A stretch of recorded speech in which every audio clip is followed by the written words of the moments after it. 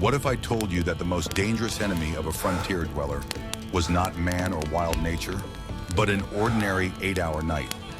In the endless prairies and mountains of the Wild West, where there were no walls or roofs, sleep turned from rest into the most vulnerable state. To fall asleep meant becoming defenseless against the icy wind, a sudden storm, or the quiet approach of danger. Every evening became a test that had to be passed in order to see the next sunrise. A mistake in choosing a place, an incorrectly built fire, or a wet blanket could be fatal. They slept literally on the ground, but they did so in such a way that their sleep was a fortress. Watch the video to the end to find out how these people slept under the open sky, surrounded by dangers, and what forgotten techniques allowed them to meet the dawn.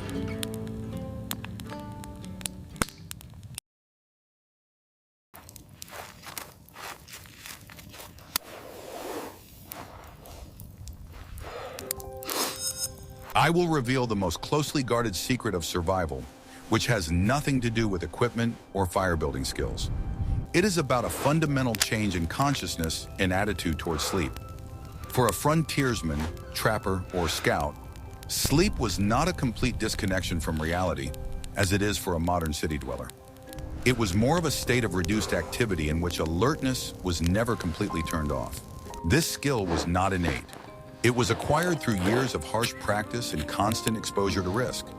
These people trained their minds to wake up not from loud noises, but from their sudden cessation. They learned to recognize the slightest changes in the nighttime symphony of sounds. Unnatural silence, the crack of a branch that could not have been caused by the wind, or a subtle change in the behavior of nocturnal creatures. They consciously avoided places that seemed most obvious and convenient for spending the night. A cozy, wind-protected clearing by a stream was exactly the place where they would be looked for first. Instead, they often chose uncomfortable but hidden and strategically advantageous positions.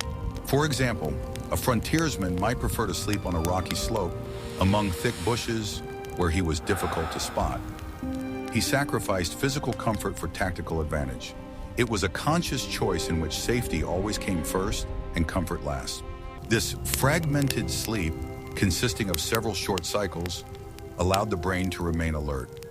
Deep sleep was a luxury they could not afford. Every hour they could instinctively wake up for a few seconds to look around and listen before falling back into a shallow slumber. This psychological aspect was the basis of their survival.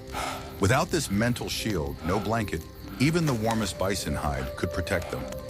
They understood that the main battle for life took place not during the day, but at night inside their own minds. Even the process of falling asleep was a ritual. Before closing his eyes, the frontiersman would spend long minutes simply lying still and listening. He memorized the map of sounds around him so that any new addition to it would immediately erase the alarm. This constant mental strain came at a price, but there was no alternative. The ability to sleep while remaining alert was as important a tool as a rifle or a knife. It was invisible armor, forged from experience and instinct. Ultimately, their sleep was not passive rest, but an active process of observation. They did not sleep in the wilderness, but with it, becoming part of it. This philosophy was the first and foremost secret of their nighttime survival. We are very interested in hearing your point of view. What do you think about this kind of psychological training and the ability to control your own sleep? Write about it in the comments, and don't forget to subscribe to the channel so you don't miss our next studies.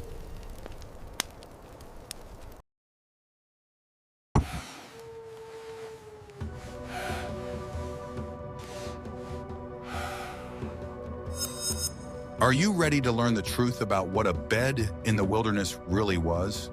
When a frontiersman decided to stop for the night, the first thing he did was not to build a fire or prepare food. He began to prepare his bed, and this process was critically important. Sleeping directly on the bare ground meant guaranteeing to give all your warmth to the cold ground. After choosing a strategically safe place, he would begin clearing the area. All stones, branches, pine cones, and any other debris that could get in the way were removed from the ground. This was done not so much for comfort as to avoid making unnecessary noise while sleeping, such as tossing and turning on a dry branch. After clearing the site, the most important stage began, creating an insulating layer. Damp and cold ground is the sleeper's main enemy. To combat it, a thick layer of dry material was required.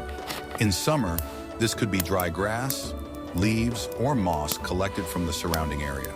In winter or in the off-season, the best material was spruce or pine branches. The frontiersmen cut dozens of branches and laid them in several layers. There was a whole technology for laying them. The branches were laid on top of each other, like tiles on a roof, to create a lush and springy bedding. The thickness of this bedding was critically important. It had to be at least 15 to 20 centimeters thick to effectively insulate the body from the frozen ground. This layer of dry air trapped between the needles and branches was what retained the heat. Sometimes special indentations were made in this bedding. An experienced person would dig small holes for the hips and shoulders. This made it more comfortable to lie on one side and reduce pressure on the joints, allowing for some relaxation during the night. Blankets or skins were spread over this improvised mattress. But it was this base of pine branches or grass that was the key to a warm sleep. Without it, even the best bison skin would not have saved them from the piercing cold coming from below. This process took a considerable amount of time, sometimes up to half an hour, but it was a necessary investment in one's own survival. Skipping this step meant waking up in the middle of the night from the cold, completely exhausted. Every minute spent in the evening preparing the bed saved hours of suffering at night.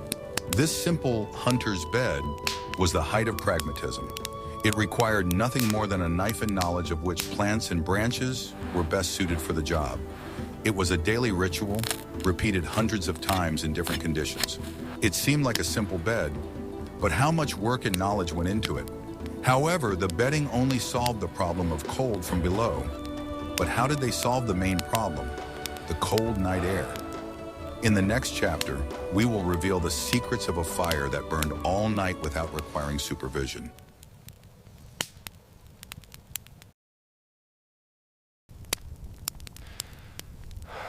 What I am about to show you was the secret to survival in the most severe frosts and was radically different from a normal campfire.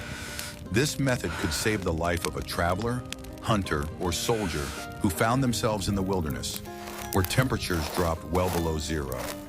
The simple campfire we see in movies is completely impractical for spending the night. It looks beautiful when the flames rise high into the sky, but this is an illusion of warmth.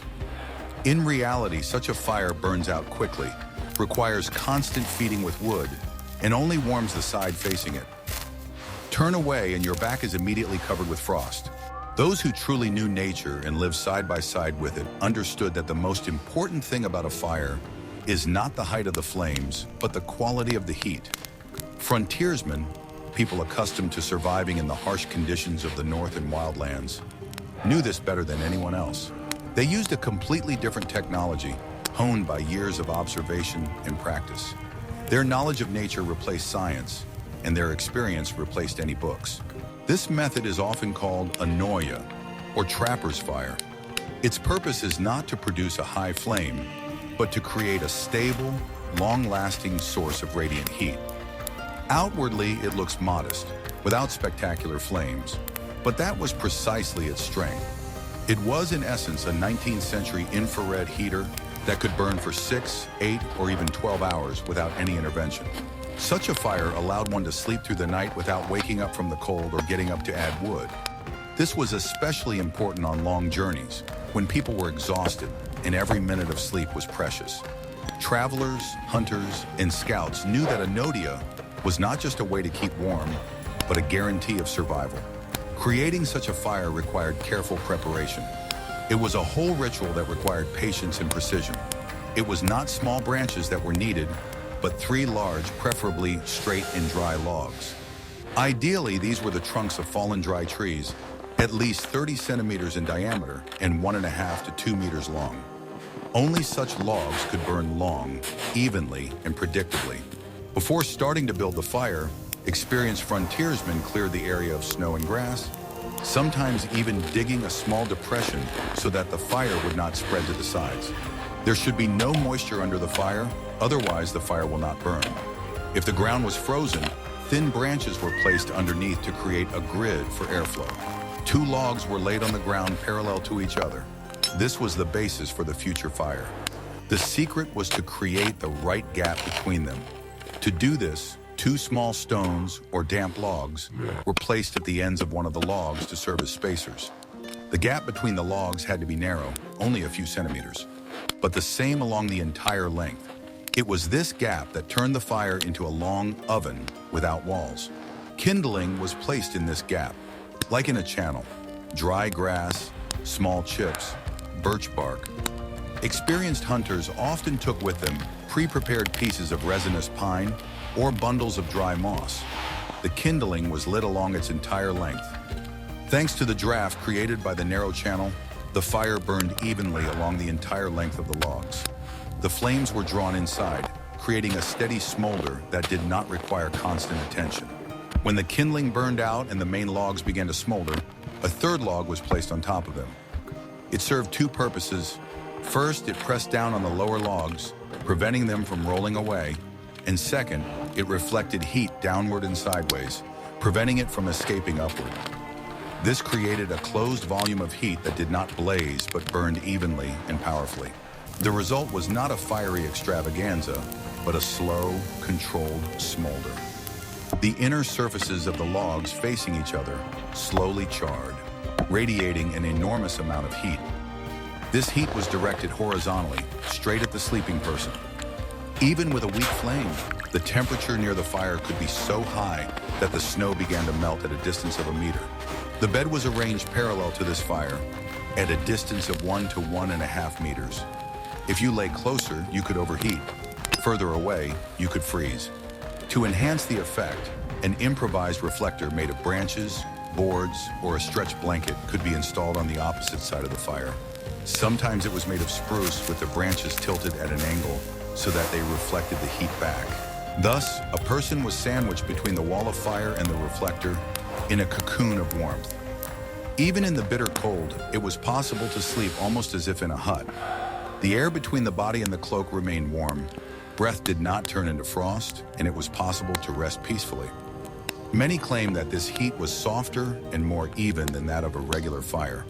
This method required a lot of effort to prepare the firewood, but it paid off handsomely. It took a lot of effort to prepare 3 suitable logs, especially if there was no axe at hand. But the reward was priceless. The opportunity to sleep for several hours straight without waking up from the cold and without risking setting your blanket on fire from a flying ember. Frontiersmen knew that Nodya was not about effectiveness, but about results. Where a regular fire had long since died out, this structure continued to radiate even heat. It required no maintenance, did not blind the eyes, and did not throw out sparks. It was a survival technology of the highest order, simple, reliable, and time-tested.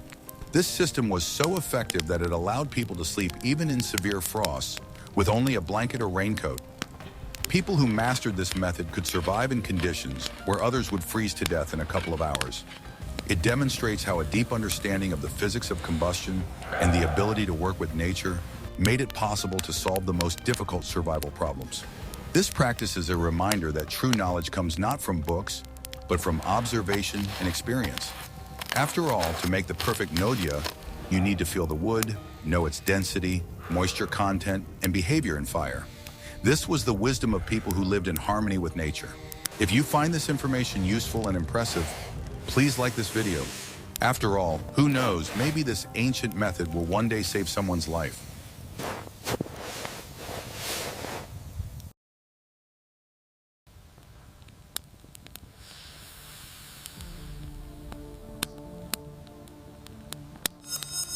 What if I told you that everything you believed about life on the frontier isn't entirely true?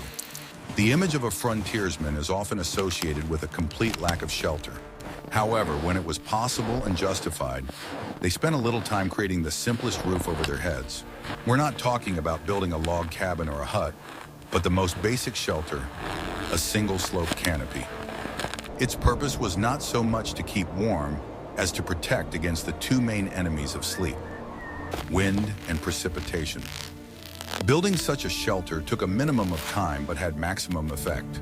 First, they looked for a suitable place. The ideal option was 2 strong trees growing 2 to 3 meters apart. Between them, at a height of about 1.5 meters, a sturdy pole was attached horizontally. This was the base of the roof, its ridge. A series of thinner poles or branches were laid at an angle to the ground from this pole. They served as rafters. Their lower ends simply rested on the ground. The frame was ready, and it took only a few minutes to build it. The next step was the covering. Starting from the bottom and moving upward, roofing material was laid on this frame. In wooded areas, it was the same spruce branches that were used for bedding. The branches were laid in dense layers, needles down, so that water would roll off them. In other areas, the bark of large trees removed from fallen trunks could be used.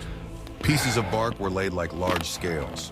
Thick grass or reeds were also used if they grew nearby. Frontiersmen often carried a piece of oiled cloth, canvas, or even a simple blanket with them. In this case, the material was simply stretched over the frame of poles. This created a virtually waterproof roof under which it was possible to wait out heavy rain. Such a shelter was always built so that its rear, solid wall faced the prevailing wind. In this way, it blocked the draft. A fire was often lit in front of the open part of the shelter, and the shelter served as a heat reflector. It was the perfect combination of simplicity and functionality. The shelter was large enough to accommodate a person and all their equipment. It protected against precipitation, blocked the wind, and concentrated the heat from the fire. Despite its primitiveness, such a shelter was a huge step forward compared to sleeping under the open sky. It provided not only physical, but also psychological protection. How effective could such a simple shelter be in a real storm? In the next chapter, we will talk about the heart of the camp, the things that the frontiersman carried with him.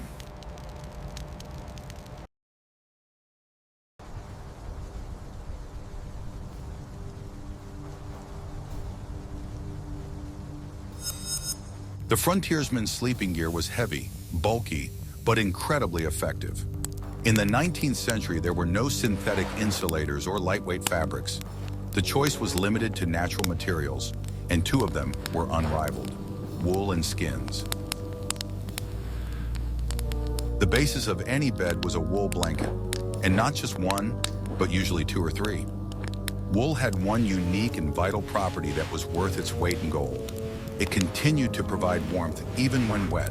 Unlike cotton, which instantly loses all its insulating properties when wet and begins to actively draw heat away from the body, wool fibers retain their structure. They can absorb up to 30% of their own weight in moisture before a person begins to feel damp. For a person living in the open air, this was equivalent to life insurance. Getting caught in the rain or wading across a river was a common occurrence. Falling asleep in a wet cotton blanket was a sure way not to wake up, while a wet woolen one gave you a chance to live to see the morning. That is why trappers and mountain people preferred heavy, thick wool blankets, often manufactured by the Hudson's Bay Company. These blankets were so valuable that they served as a unit of exchange. Their strength and durability were legendary. The pinnacle of sleeping gear was a bison hide, or as it was called, a bison robe. It was a truly versatile item. It served as a mattress, a blanket, and even a raincoat during heavy storms. A bison hide with thick winter fur was incredibly warm. The thick skin provided excellent wind protection and was relatively waterproof. The fur, in turn, created a thick air layer that retained body heat. They usually slept with the fur facing up and covered themselves with woolen blankets. But in severe frost, a person would lie down on the blankets and cover themselves with the hide, with the fur inside. The thick fur clung to the body, creating an unmatched thermal cocoon. All this equipment, blankets, skins, and possibly a piece of canvas, was tightly rolled up into a so-called bedroll. This roll was tied with straps and attached to the saddle. It was heavy, but that was the price they paid for survival. This combination of materials, wool for wet conditions and fur for dry cold, was a system refined over centuries. It never failed and allowed a person to regain strength even in the most adverse circumstances.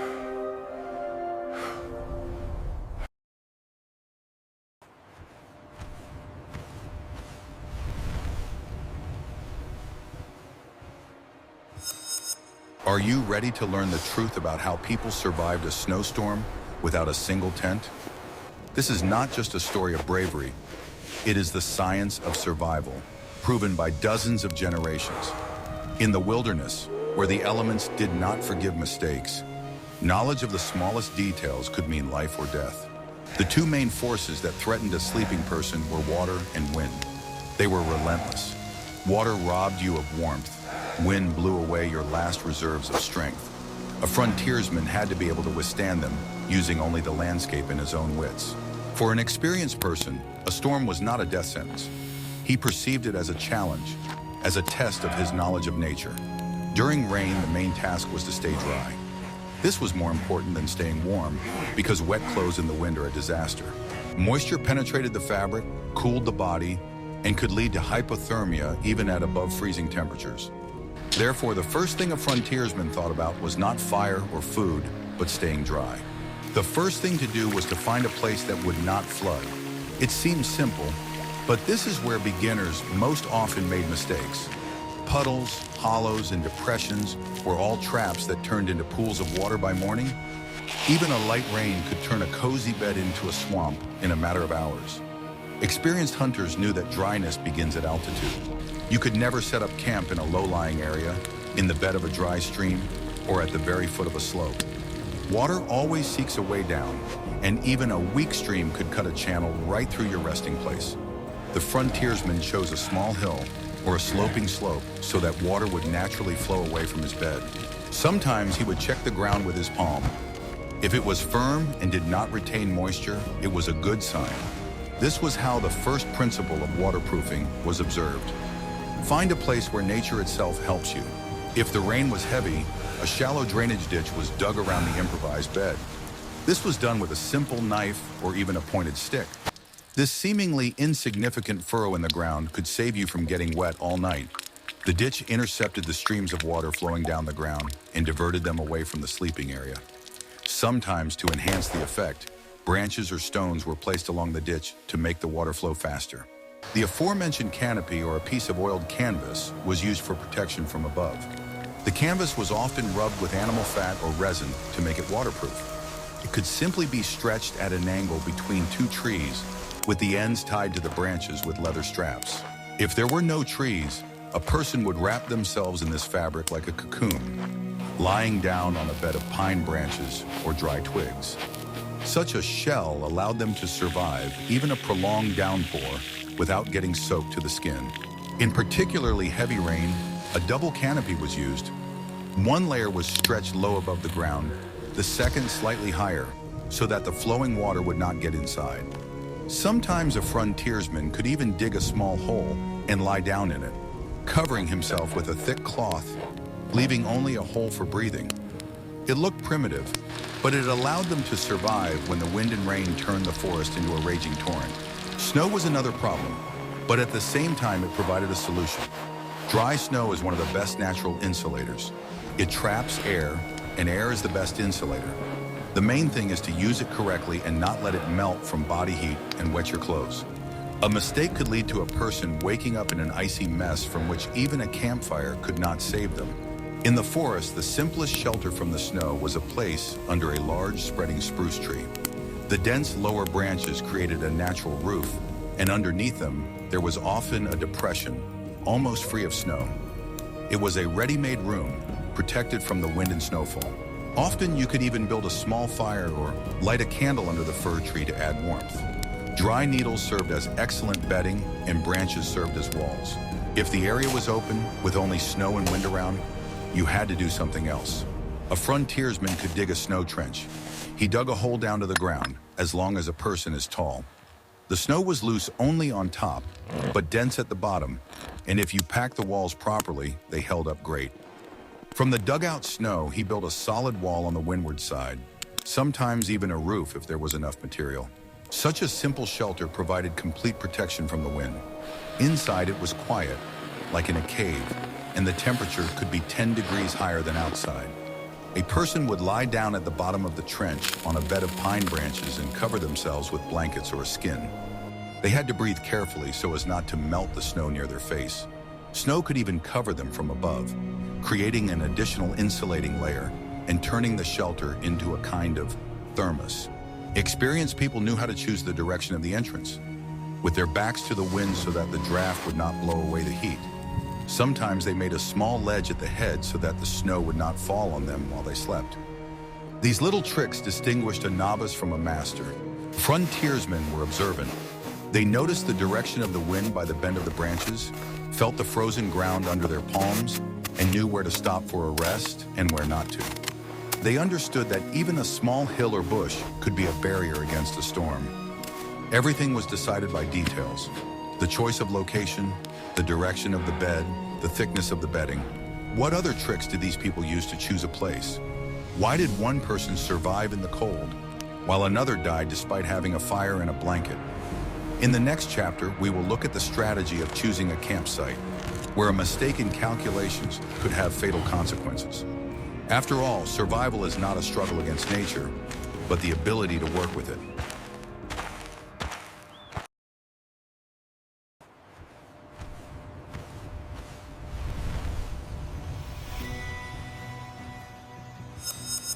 Choosing a place to spend the night was perhaps the most important decision a frontiersman made during the day. Not only comfort, but life itself depended on it. One wrong decision, and a person could wake up underwater, under snow, or not wake up at all. It was a complex calculation that took into account dozens of factors: terrain, wind, humidity, shelter, visibility, even smells. Experienced people said that a good camp starts not with a fire, but with the right location. It was not only about comfort, but also about safety, because a night in the wilderness was a time when mistakes were costly. The first rule was to never stop for the night in an open, easily visible place. Open spaces were tempting because of their convenience. It was easy to build a fire and lay out your things. But this was a trap. In an open place, a person could be seen from any distance. Any movement, glimmer of fire, or shadow could give away their presence. In the wild, visibility is the enemy of survival. The top of a hill or the center of a large clearing were strictly off limits. On high ground, the wind blew through, and lightning struck precisely at such points during a thunderstorm. Even animals avoided sleeping there. In addition, it is difficult to retain heat on high ground. The air around is cold and constantly moving. The center of the clearing was also a bad choice. Too open, too visible, too dangerous. The frontiersmen knew that it was better to see than to be seen. This made the camp too visible to anyone who might be in the vicinity, whether a predator, a bandit, or just a curious traveler. Any light from a campfire attracted attention, like a beacon in the dark. Therefore, an experienced person always looked for a compromise, a place from which you could observe, but where you yourself were not visible. The second rule, no less important, was to avoid obvious dangers. The main one was the so-called widow makers. These were large dry trees or individual dead branches that could collapse from a sudden gust of wind. Such trees often stood as silent ghosts among the living forest, and their crowns could collapse without warning. Experienced frontiersmen knew that the calm before the storm was deceptive. Even a light breeze could cause a dead branch to break off from a height and fall right on the camp. It was no coincidence that hunters said, "Look up before you look down." Branches that were dry, darkened, and broken at the ends were a clear warning. Spending the night under such a tree could be your last. The frontiersman always carefully examined the tree crowns above his intended sleeping place. He preferred to sleep under young, healthy trees or in an open area, but away from old forests where every tree was a potential threat. He checked the trunks for cracks, signs of rot, moss, or leaning. This skill did not come from books, but from experience. Anyone who had ever heard the crack of a falling branch in the dark would never forget that sound.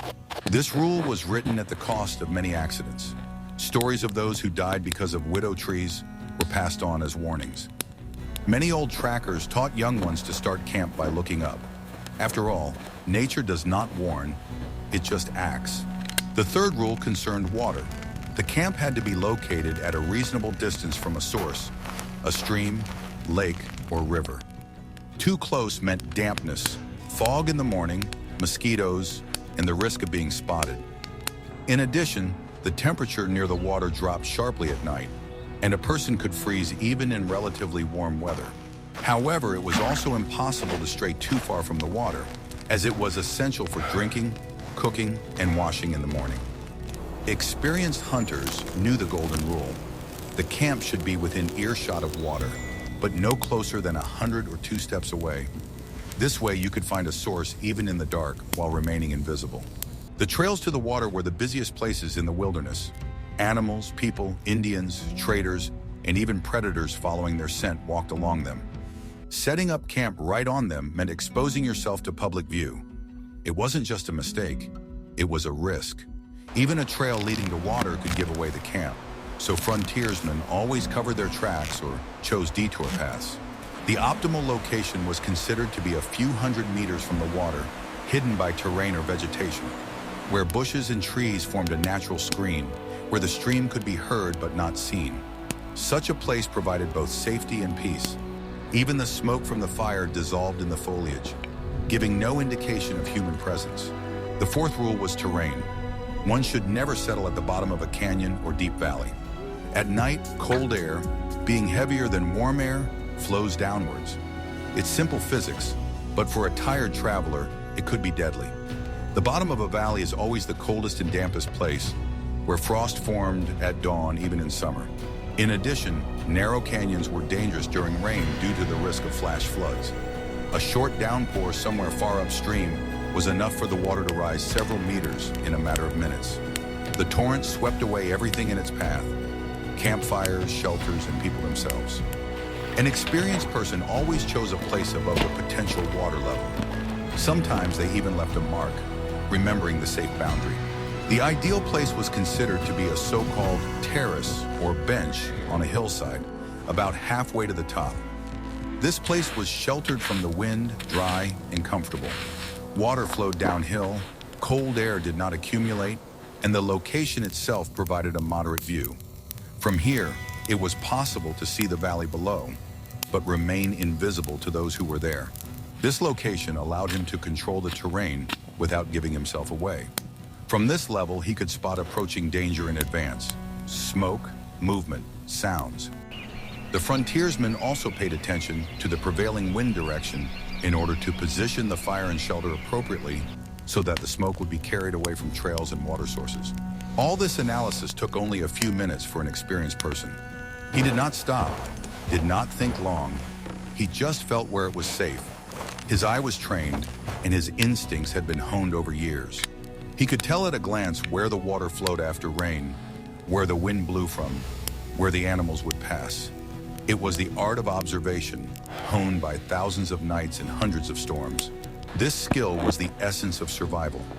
Not strength, not weapons, but an understanding of the world around him. The frontiersman read nature like an open book, and therefore lived where others would have perished within a day. That is why choosing a place to spend the night was not just a habit, but a manifestation of wisdom passed down from generation to generation.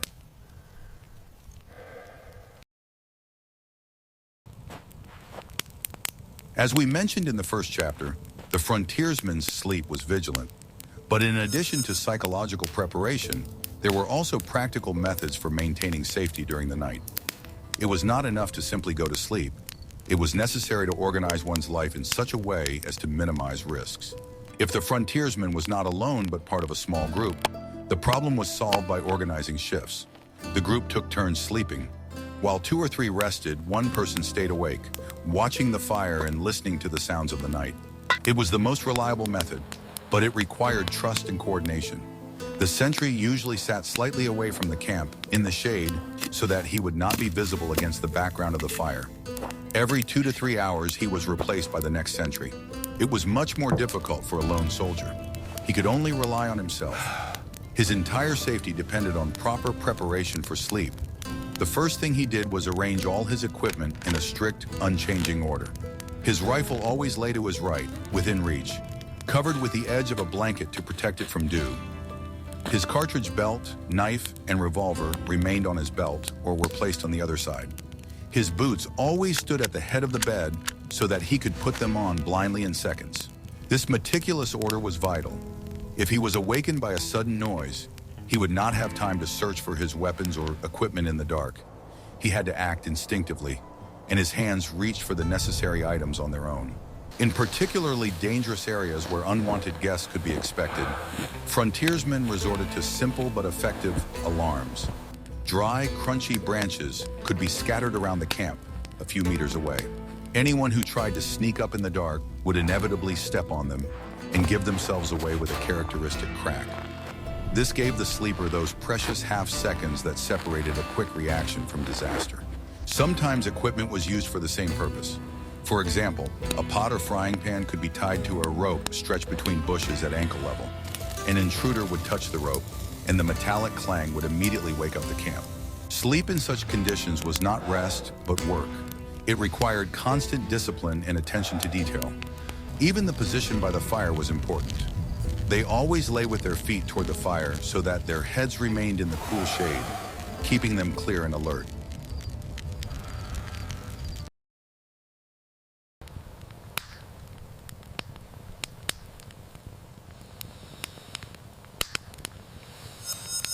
Let's now put all the elements together and see what the complete sleeping system that the frontiersmen set up every evening looked like.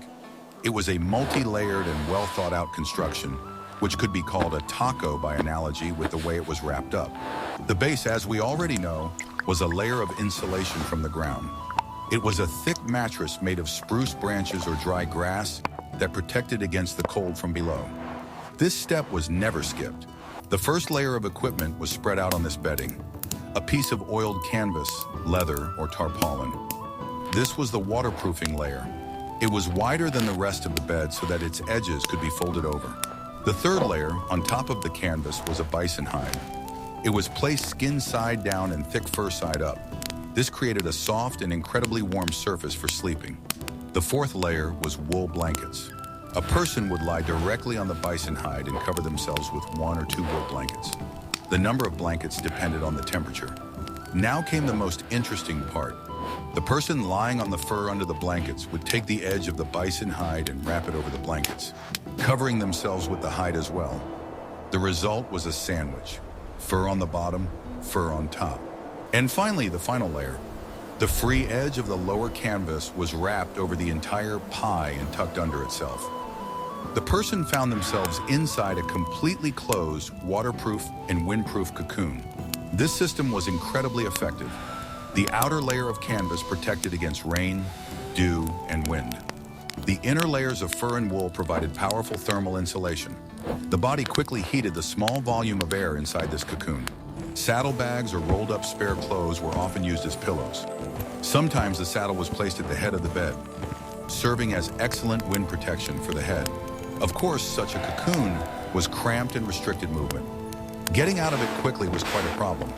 Therefore, in particularly dangerous situations, frontiersmen could sleep without wrapping themselves up so tightly so that they could jump to their feet instantly.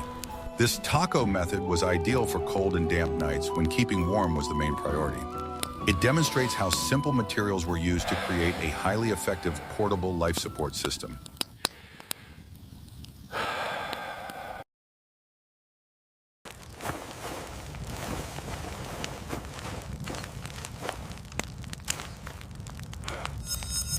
The frontiersman's awakening was as quick and disciplined as his preparation for sleep. There was no time to linger or slowly come to. Morning was a dangerous time, and it was necessary to be fully ready as quickly as possible. They usually woke up before dawn, at the so-called wolf hour, when it was still dark, but the sky in the east was just beginning to lighten. This time was considered tactically advantageous. There was enough light to see, but not enough to be seen from a distance. First thing in the morning, without getting out of bed, a person would lie still and listen. They would try to catch any sounds that did not belong to the usual morning forest. Only after making sure that there was no immediate threat would they begin to act. Getting out of the warm cocoon into the frosty morning air was a challenge, but it strengthened the will. The first thing they did was put on their boots. They never walked barefoot, not even a few steps. If a fire had been burning during the night, it was immediately extinguished. This was an important ritual. The coals were carefully doused with water, if there was enough, or scattered and covered with earth. The frontiersman checked the ashes with his hand to make sure there were no smoldering embers left. A fire left unattended was not only a fire hazard, but also a factor that could give away their location. A column of smoke rising in the morning air was visible for many kilometers. Therefore, the fire was extinguished thoroughly and irrevocably. Then the packing began. The equipment was rolled up in reverse order. Woolen blankets were shaken out of frost or moisture and rolled up tightly. The bison hide was also rolled up. The canvas was folded last, protecting dry items. The whole process took only a few minutes. An experienced person could go from sleeping to full camping readiness, with all equipment packed in less than 10 minutes. This speed was the key to survival. There was also the practice of cold camping. If a frontiersman was in hostile territory or knew he might be watched, he did not light a fire at all. He stopped for the night at dusk, did not prepare hot food, and slept without a fire. In the morning, he would also leave before dawn, leaving no traces behind. The bedding made of spruce branches was dismantled and scattered, and the trampled grass was ruffled. The place where he had spent the night was left looking as if no one had ever been there. This discipline, this ability to appear from nowhere and disappear into nowhere, was the highest level of survival artistry. Sleep was not just rest, but a tactical stage in a long journey.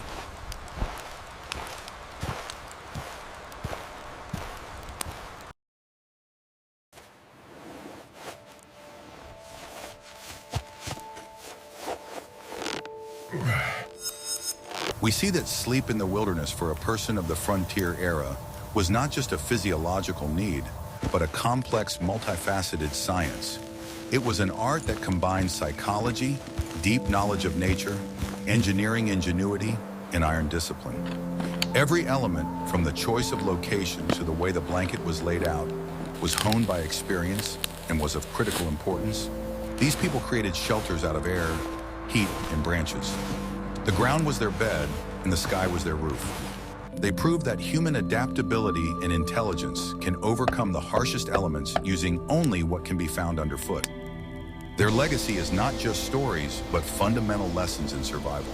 What other aspects of life on the frontier or in other eras would you be interested in exploring in such detail?